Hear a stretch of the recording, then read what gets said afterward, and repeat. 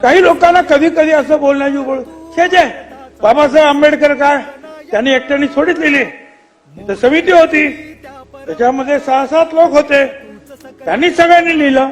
त्याच्यावर उत्तर म्हणून जे आहे, पार्लमेंटमध्ये बोलताना टी कृष्णामाचारी म्हणतात, या सभागृहाला याची जाणीव असेल की याच सभागृहाने मसुदा समितीवर ज्या 7 सदस्यांची नियुक्ती केली होती त्यापैकी एकाने या सभागृहाचा राजीनामा दिला, म्हणून त्यांच्या जागी दुसऱ्याला नियुक्त करण्यात आले.